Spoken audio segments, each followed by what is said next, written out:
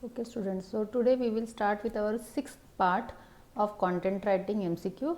Here I will going to cover your fourth unit. Okay, fourth unit के कुछ MCQ questions मैं यहाँ पे निकाल के ला पाई हूँ, जैसे कि आपके कल एग्ज़ाम है तो थोड़ा सा आपकी प्रैक्टिस हो जाए उस इंटेंशन से ये मैंने एक और पार्ट लेके आई हूँ। यहाँ पे बहुत ज़्यादा क्वेश्चंस नहीं है, 10-12 क्वेश्चंस है जो आपके यूनिट 4 से मैंने लेके आई हूँ। ठीक है स्टूडेंट्स, तो यूनिट 4 अच्छे से रीड कर लेना, उसके बाद ये सेशन को कवर करने की कोशिश करना, सॉल्व करने की कोशिश करना। I hope it will be helpful for your exam also.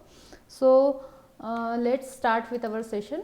First question, आपको पता है फोर्थ यूनिट में ज़्यादातर प्लेगरिज्म्स के ऊपर ही सारा कंटेंट है फोर्थ यूनिट का आपका, तो उसके ऊपर ही सारे क्वेश्चंस है और ये सारे इंपॉर्टेंट है। फ्यूचर में अगर आप कभी पीएचडी करते हो, रिसर्च करते हो, तो वहाँ पे रिसर्च पेपर पब्लिश करते हो तो वहाँ पे ये सारे पॉइंट्स आपके लिए बहुत यूजफुल होंगे। चलिए स्टार्ट करते हैं फर्स्ट क्वेश्चन से। प्लेगरिज्म इज ए और एन डैश। प्लेगरिज्म क्या है? एक ऑफेंस है।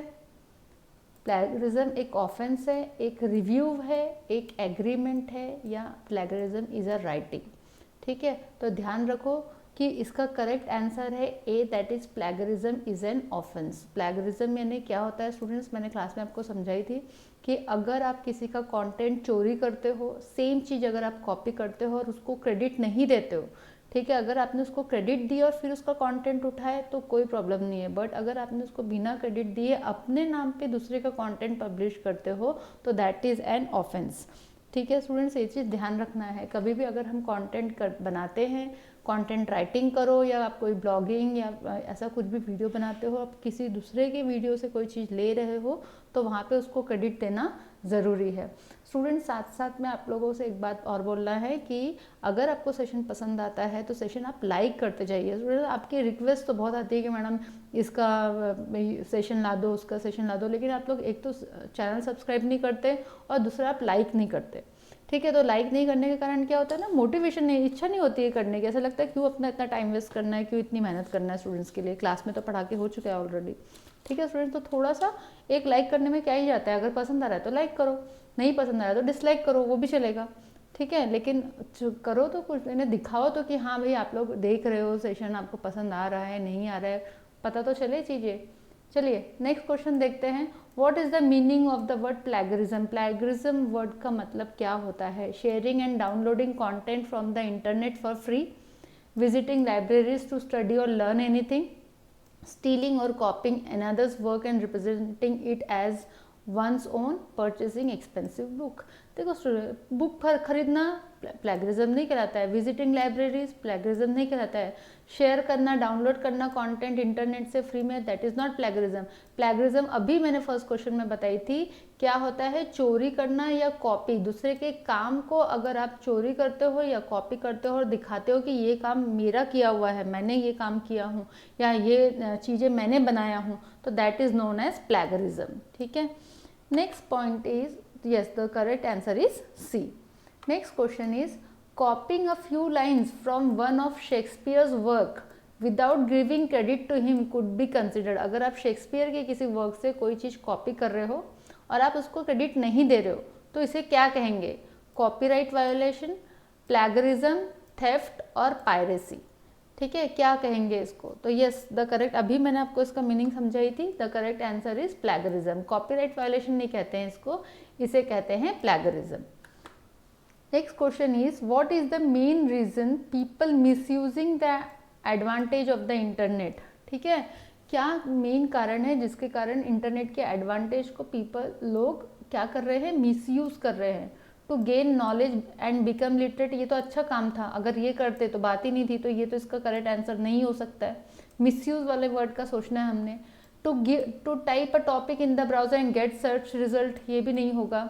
To access free literary articles, educational content and research paper, ये भी नहीं होगा। For fame, academic benefits, money और पर्सनल इंटरेस्ट, ये इसका करेक्ट ऑप्शन हो सकता है। तो yes, the correct answer is D. देखो स्टूडेंट्स, मैंने किस तरह से आंसर ऑप्ट करना शुरू करी, यहाँ पे सबसे पहले मैंने क्वेश्चन पढ़ी, what is the main reason people misusing, misusing word है, यूजिंग नहीं है। ठीक है, यूजिंग होता तो ये बाकी के सारे ऑप्शन सही होते, मिसयूजिंग द एडवांटेज, इंटरनेट से जो हमको फ़ायदा हो सकता है बट उसके फ़ायदे को कैसे लोग मिसयूज़ कर रहे हैं, तो किस चीज़ के लिए, फेम के लिए, एकेडमिक बेनिफिट्स के लिए, पैसों के लिए और पर्सनल इंटरेस्ट के लिए, ठीक है। तो correct option is D.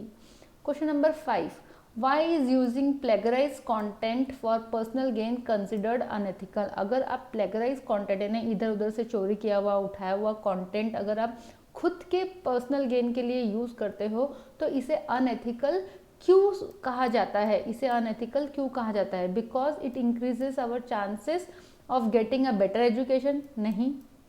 Because it rewards us for work we have not done and is immoral, because it promotes fairness and integrity in the academic, ये भी गलत है। आप चोरी कर रहे हो तो फेयरनेस और इंटीग्रिटी कहाँ ला रहे हो? Because it ensures financial stability and good reputation, ये भी गलत है। तो करेक्ट ऑप्शन क्या है? बी। क्या है उसका रीज़न क्यों अनएथिकल कहा जाता है? क्योंकि आपको ऐसे काम के लिए रिवॉर्ड मिल रहा है जो एक्चुअली आपने नहीं करे हो, किसी और का काम है जो कि एक इमोरल है, ठीक है, इसीलिए इसे अनएथिकल कहा गया है। क्वेश्चन नंबर 6, इन स्टूडेंट्स यहाँ तक आई होप आपको समझ में आ रहा है। वैसे भी ये वाला चैप्टर मैंने बहुत डिटेल में आपको क्लास में समझाई थी, जिन्होंने क्लासेस अटेंड किए हैं उनको ये सारे क्वेश्चन के आंसर्स आएंगे। इनफैक्ट यूनिट 4 के जो भी क्वेश्चंस आएंगे वो उस पर आप आराम से आंसर्स कर पाओगे। Question number 6, in which case are citation and referencing not necessary. Citation और रेफरेंसिंग कहाँ ज़रूरी नहीं होता है? When borrowing ideas from others, यहाँ ज़रूरी नहीं होता है।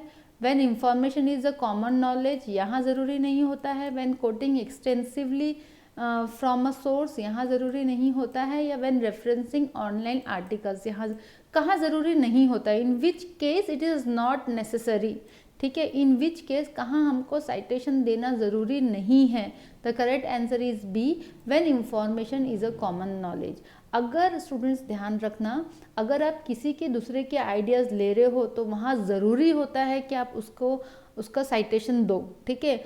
अगर आप किसी के पर्टिकुलर किसी ऑथर का, किसी इकोनॉमिक्स का, किसी का एक्सपर्ट पर्सन की दी हुई डेफिनेशन आप दे रहे हो, कोट कर रहे हो, तो वहाँ पे भी साइटेशन देना ज़रूरी होता है। ऑनलाइन आर्टिकल से रेफरेंस ले रहे हो, वहाँ पे भी साइटेशन ज़रूरी होता है।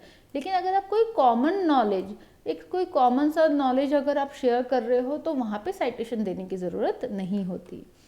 Next is, why is it important for writers to read from more than one resources.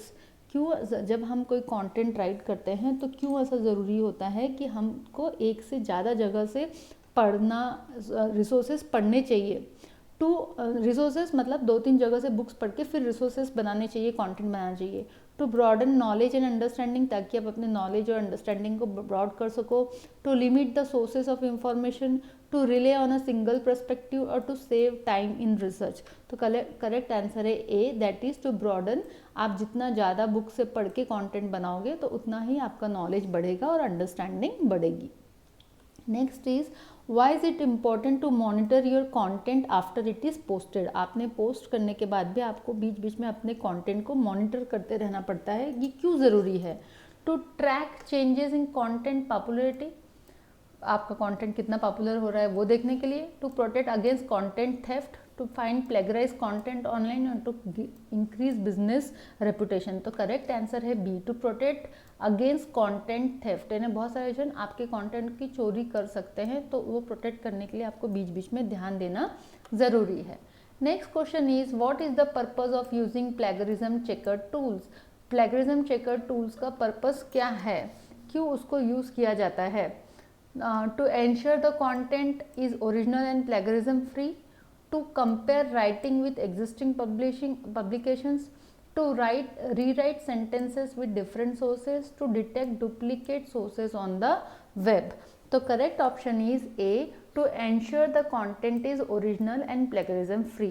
अगर आप प्लेगरिज्म चेकर टूल से आपने एक बार चेक कर लिए तो आपको ये एंश्योर हो जाता है कि आपने जो भी कंटेंट डाले, तो कई बार क्या होता है हम जानबूझकर इंटेंशनली कोई चीज़ कॉपी नहीं करते, लेकिन अनइंटेंशनली कभी कभी कोई चीज़ कॉपी हो जाती है, तो वो अगर हम प्लेगरिज्म चेकर टूल में उसको डाल के चेक करते हैं तो हमको वो पहले ही, यानी हमने कंटेंट पब्लिश करने के पहले ही हमको बता देता है कि भाई आपकी ये जो लाइन है, ये सेंटेंस है, ये वर्ड्स है, ये आपके प्लेगरिज्म टूल्स में वो आपको डिटेक्ट करके बता देता है कि ये आपका कॉपी है या नहीं है।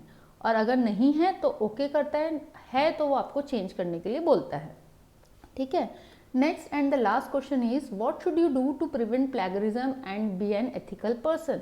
क्या करोगे आप, प्लेगरिज्म नहीं आपको प्लेगरिज्म नहीं करना है और एथिकल पर्सन बनना है तो क्या करोगे। Ignore the differentiation between good and bad, never share your content online, educate yourself about plagiarism and avoid using plagiarise content, always rely on others for creating content. The correct option is C, ठीक है। क्या करोगे आप, अपने आप को educate करोगे plagiarism के बारे में और अवॉइड करोगे कि हम प्लेगराइज कंटेंट को नहीं इंक्लूड करें। Next question is what does paraphrasing mean. Paraphrasing का मतलब क्या होता है कि कुछ इंपॉर्टेंट, देखो प्लेगरिज्म के ऊपर क्वेश्चन पक्का आएगा स्टूडेंट्स, ठीक है। 100% प्लेगरिज्म के ऊपर क्वेश्चंस आएंगे और जो भी क्वेश्चंस मैंने यहाँ डाली हूँ वो सारे बहुत ही इंपॉर्टेंट है, उसमें से क्वेश्चन आपको पक्के में आएंगे ही आएंगे, ठीक है, क्योंकि वो बेसिक क्वेश्चन है प्लेगरिज्म के बारे में जो कि यूनिवर्सिटी चाहेगी कि स्टूडेंट्स को इसके बारे में नॉलेज हो। तो what does paraphrasing means, paraphrasing ये भी इंपॉर्टेंट कंसेप्ट है, इसको इंपॉर्टेंट मार्क कर लेना। Representing an idea or thought in our own words without changing the original essence, copying someone else's work verbatim, using online plagiarism checker tools, providing incorrect references. The correct answer is A, representing an idea or thought in our own words without changing the original essence. यानी आप same चीज को अपने words में चीजें explain कर रहे हो और उसका ओरिजिनल एसेंस को भी हार्म नहीं पहुंचा रहे हो, चेंज नहीं कर रहे हो। Now question number 12. Now question number 12 is what can happen if you plagiarize test. अगर आपने टेस्ट को प्लेगराइज करे तो क्या होगा। More opportunity to build your brand, increase traffic to your website, higher ranking search engine results, penalties, legal implications and brand damage. Students ये होता है, अगर आप टेस्ट प्लेगराइज करते हो तो आपके ऊपर पेनल्टीज आ सकती है, लीगल इम्प्लीकेशंस आ सकते हैं और आपका ब्रांड, आपका नाम जो है वो भी डैमेज हो सकता है। स्टूडेंट्स टोटल ये यहाँ पे मैंने आप लोगों के लिए 12 क्वेश्चंस लेके आई हूँ फ्रॉम यूनिट 4, ठीक है। यूनिट 4 मैंने आपको बताई हूँ, हर एक यूनिट से एटलीस्ट 10 क्वेश्चंस आपको आएंगे, ठीक है। हर एक यूनिट से मिनिमम 10 और किसी किसी यूनिट से उससे ज़्यादा भी क्वेश्चंस आ सकते हैं। तो इस तरह से आपको प्रिपेयर करना है अपने चारों यूनिट। यहाँ पे मैं आपको आई बटन में ऊपर पूरा कंटेंट राइटिंग का जो पूरा प्लेलिस्ट है उसका लिंक मैं डाल दे रही हूँ, तो एक बार जाकर कल पेपर के पहले एटलीस्ट एक बार वो प्लेलिस्ट पूरा वॉच कर लो, वो आप लोगों को एग्ज़ाम में काफ़ी हेल्पफुल होगी, ठीक है। साथ साथ में मैं नीचे आपको एक और लिंक में इसके प्रीवियस वीडियोस की भी लिंक डाल दे रही हूँ, वो भी आप लोग देख लीजिएगा, ठीक है। चलिए मिलते हैं नेक्स्ट सेशन में। Until then good bye, take care and all the very best for your exam.